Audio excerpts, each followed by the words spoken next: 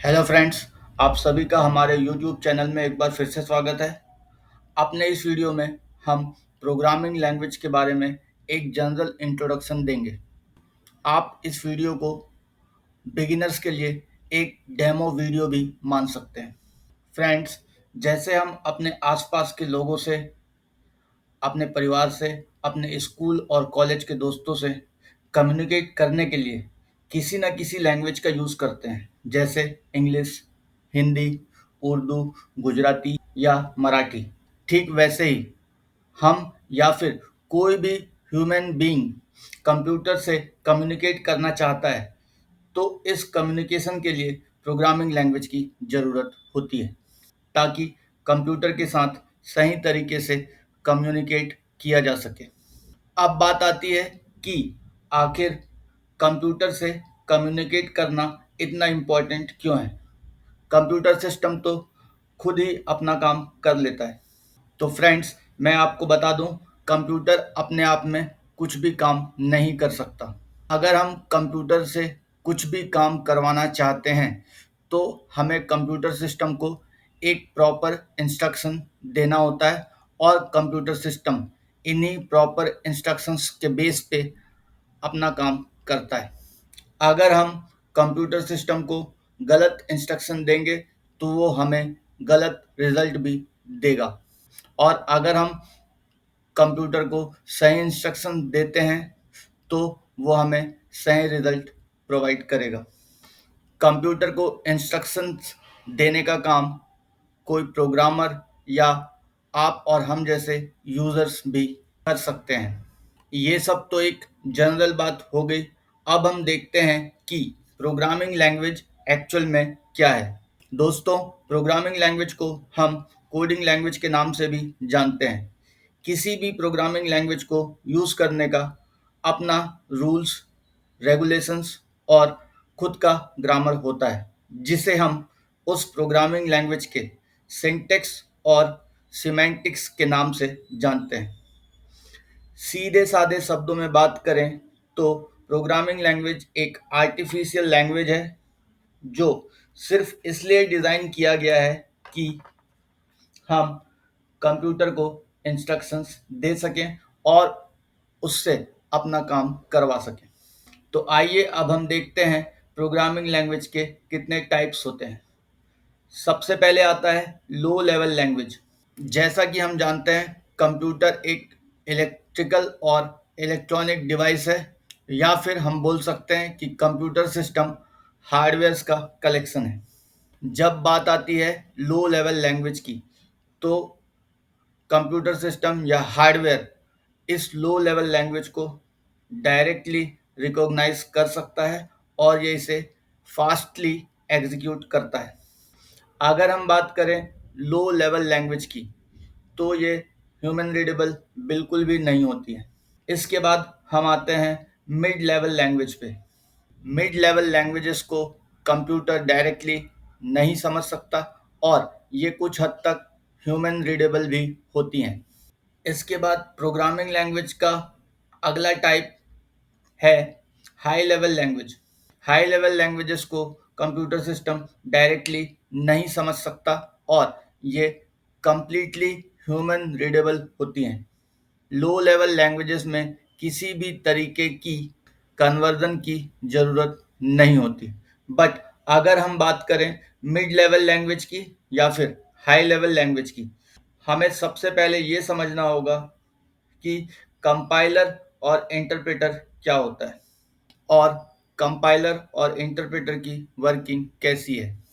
Friends, हमारे सामने interpreter और कंपाइलर का एक डायग्रामेटिक एक्सप्लेनेशन है। सबसे पहले हम देखते हैं इंटरप्रेटर की वर्किंग को।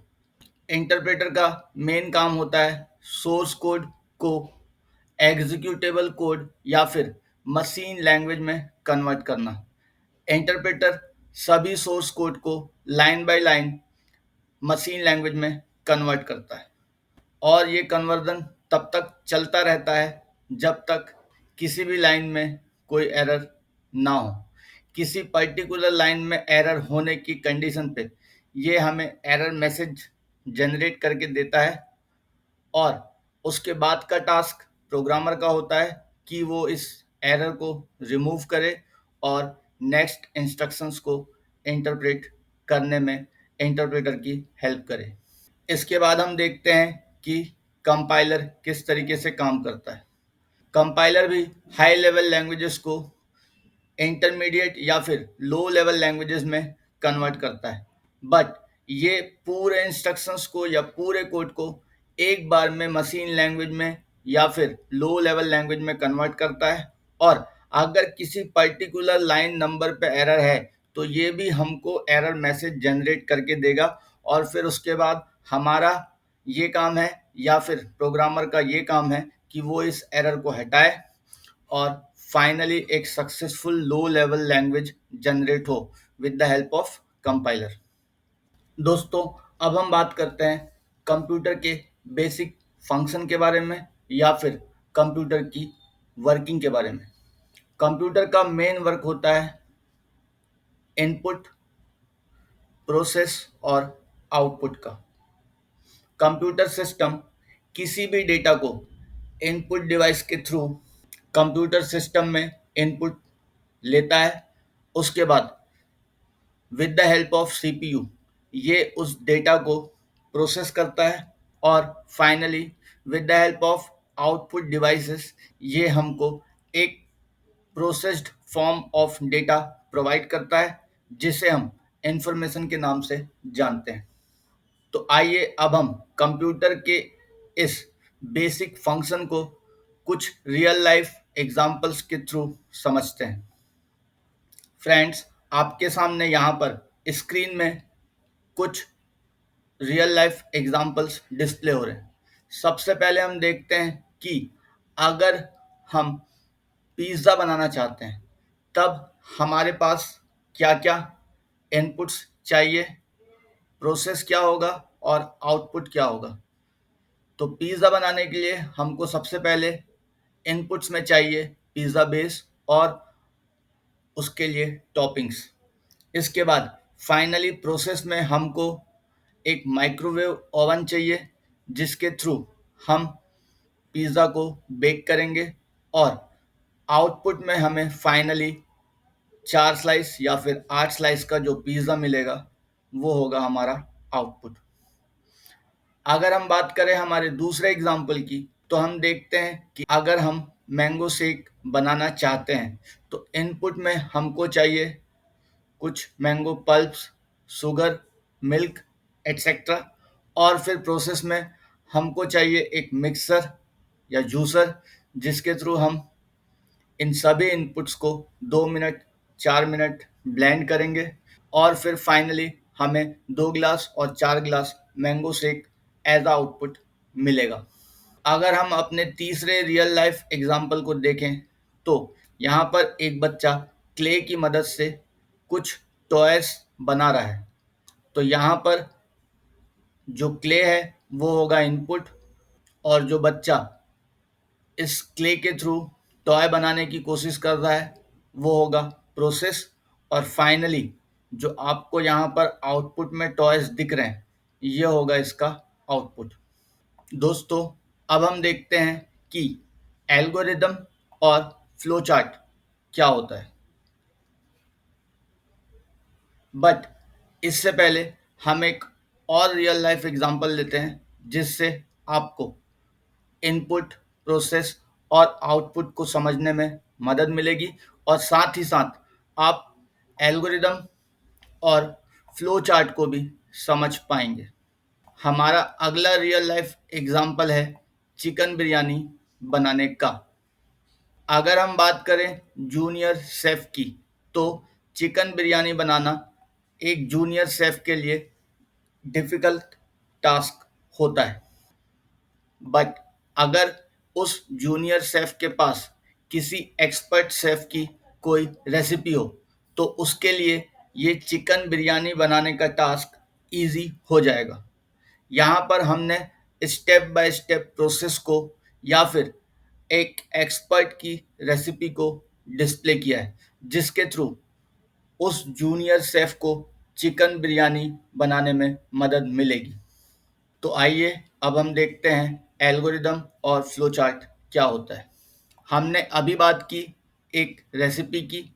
तो दोस्तों, अगर हम कंप्यूटर में या फिर मैथ से रिलेटेड किसी प्रॉब्लम को सॉल्व करना चाहते हैं और हम कोई स्टेप बाय स्टेप प्रोसेस लिखते हैं, तो हम उस प्रोसेस को एल्गोरिदम के नाम से जानते हैं।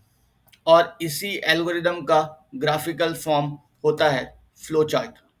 आइए अब हम देखते हैं कि हम फ्लो चार्ट बनाने के लिए क्या-क्या सिंबल्स यूज़ कर सकते हैं। यहाँ हमारे सामने एक टेबल डिस्प्ले हो रहा है, जहाँ पर हमने सिंबल्स, उनके नाम और उनके फंक्शंस को डिस्क्राइब किया है।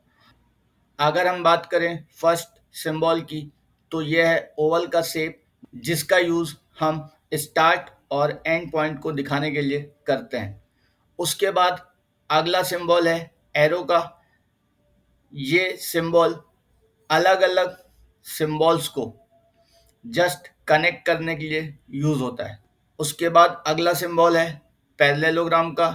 इसका यूज़ करके हम इनपुट और आउटपुट को रिप्रेजेंट करते हैं। अब हम अपने अगले सिंबल की बात करें, तो ये है एक रेक्टेंगल, जिसका यूज़ करके हम प्रोसेस को दिखा सकते हैं। फ्लो चार्ट के लिए जो अगला सिंबल हम यूज़ करते हैं वो है डायमंड बॉक्स। इसका यूज़ करके हम फ्लो चार्ट में किसी भी डिसीजन या कंडीशन को दिखा सकते हैं। दोस्तों, अगर आप किसी भी प्रोग्रामिंग लैंग्वेज में मास्टर बनना चाहते हैं, तो आपको 3 बेसिक प्रोग्रामिंग कंस्ट्रक्ट्स को अच्छी तरह से समझना होगा। ये प्रोग्रामिंग कंस्ट्रक्ट्स एक कॉमन बिल्डिंग ब्लॉक्स हैं, जो सभी प्रोग्राम के बेसिक्स हैं। तो आइए देखते हैं ये 3 बेसिक प्रोग्रामिंग कंस्ट्रक्ट्स क्या-क्या हैं। सबसे पहले आता है सीक्वेंशियल कंस्ट्रक्ट, उसके बाद आता है सिलेक्शन कंस्ट्रक्ट, फिर रिपीटेशन, लूपिंग या फिर इटरेशन कंस्ट्रक्ट। अब हम इन्हीं तीनों कंस्ट्रक्ट को डायग्राम के थ्रू समझने की कोशिश करते हैं। सीक्वेंशियल कंस्ट्रक्ट के अंदर सभी statements one by one execute होते जाते हैं, जब तक प्रोग्राम का या फिर स्टेटमेंट्स का एंड पॉइंट नहीं आ जाता। ठीक इसी तरीके से अगर हम बात करें सिलेक्शन की, तो हमारा कंट्रोल किसी एक पर्टिकुलर कंडीशन पे आकर रुक जाता है, और उसके बाद अगर कंडीशन ट्रू है तो हमारा कंट्रोल एक डायरेक्शन में जाएगा, और अगर कंडीशन फॉल्स है तो हमारा कंट्रोल दूसरे डायरेक्शन में जाएगा। तीसरा और लास्ट कंस्ट्रक्ट है लूपिंग या फिर रिपीटेशन। यहाँ पर सभी स्टेटमेंट्स एक पर्टिकुलर कंडीशन के ट्रू होने तक एग्जीक्यूट होते रहते हैं। तो आइए अब हम देखते हैं एक प्रॉब्लम को, जिसके लिए हमको एल्गोरिदम लिखना होगा, और साथ ही साथ एल्गोरिदम लिखने के बाद हम उसी एल्गोरिदम को फ्लो चार्ट में कन्वर्ट करेंगे। जैसा कि आपके सामने डिस्प्ले हो रहा है कि हम दो नंबर को ऐड करने के लिए एक एल्गोरिदम लिखना चाहते हैं। दोस्तों, हम जो भी एल्गोरिदम लिखेंगे वो स्टेप वाइज होगा। स्टेप नंबर 1 हमेशा स्टार्ट होगा, और लास्ट स्टेप हमेशा होगा स्टॉप। बीच में जितने भी स्टेप्स आएंगे वो सभी रिप्रेजेंट करेंगे इनपुट्स को, फिर प्रोसेस, फिर आउटपुट को। यहाँ पर हमने लिखा है स्टेप नंबर 1 पे स्टार्ट, स्टेप नंबर 2, क्योंकि हम दो नंबर ऐड कर रहे हैं तो except first number step number 2 पे, और except second number step number 3 पे। स्टेप नंबर 2 और 3 को हम कंबाइंड फॉर्म में एज अ इनपुट कंसीडर कर सकते हैं। उसके बाद जैसे ही हमारा इनपुट कंप्लीट होता है, तब हम जाते हैं स्टेप नंबर 4 पे, और हम उन दोनों नंबर्स को ऐड करते हैं, और ये स्टेप नंबर 4 हो जाता है हमारा प्रोसेस। फिर फाइनली स्टेप नंबर 5 में पहुंचने के बाद हम रिजल्ट को डिस्प्ले करते हैं और ये स्टेप नंबर 5 है हमारा आउटपुट। उसके बाद at the end of algorithm हम स्टॉप मैसेज देते हैं। दोस्तों, एल्गोरिदम लिखने का कोई स्ट्रक्चर नहीं होता है। जैसे हम अपनी रेसिपी लिखते हैं, ठीक उसी तरीके से किसी भी प्रॉब्लम को सॉल्व करने के लिए अपनी लैंग्वेजेस में हम एल्गोरिदम को लिख सकते हैं। हमारे पास जितना बड़ा प्रॉब्लम होगा, एल्गोरिदम में उतनी ही ज़्यादा लाइंस होंगी या उतने ही ज़्यादा स्टेप्स होंगे। तो आइए अब हम देखते हैं कि हम इस एल्गोरिदम को फ्लो चार्ट में किस तरीके से कन्वर्ट कर सकते हैं। यहाँ पर हमारे सामने 2 नंबर ऐड करने का फ्लो चार्ट डिस्प्ले हो रहा है। सबसे पहले ओवल के शेप में हमने दिखाया है स्टार्ट को। उसके बाद पैरेललोग्राम का यूज़ करके हमने इनपुट को इंडिकेट किया है। उसके जस्ट बाद हमने प्रोसेस को दिखाने के लिए रेक्टेंगल का यूज़ किया है। फिर उसके जस्ट नीचे हमने आउटपुट दिखाने के लिए फिर से पैरेललोग्राम का यूज़ किया है और सबसे लास्ट में हमने ओवल का यूज़ करके फ्लो चार्ट के एंडिंग पॉइंट को दिखाया है।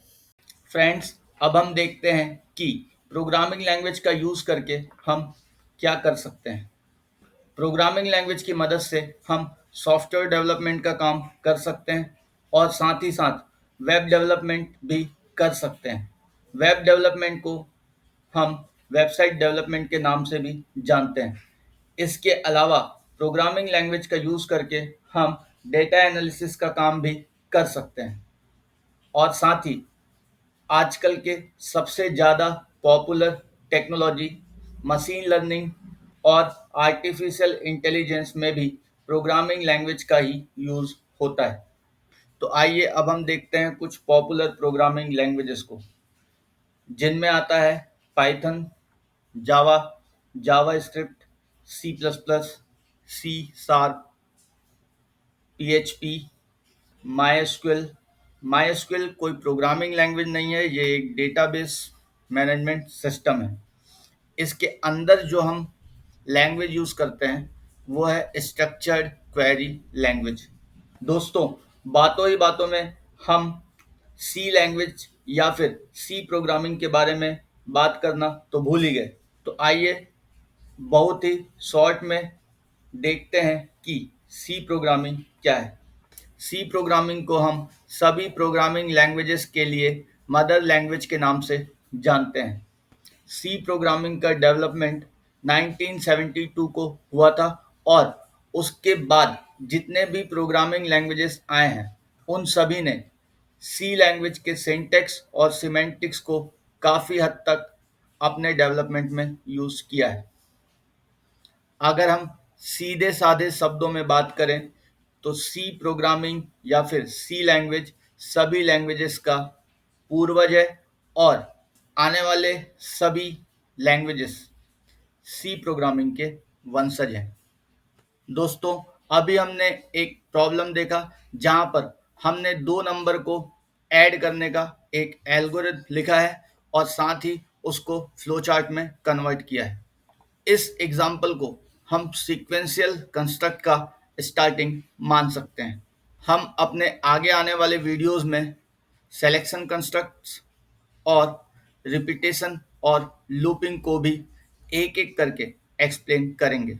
दोस्तों, उम्मीद है आपको हमारा ये वीडियो पसंद आया होगा। अगर हमारा ये वीडियो आपके लिए बेनिफिशियल है तो प्लीज़ इसे शेयर करना ना भूलें। Thanks for watching.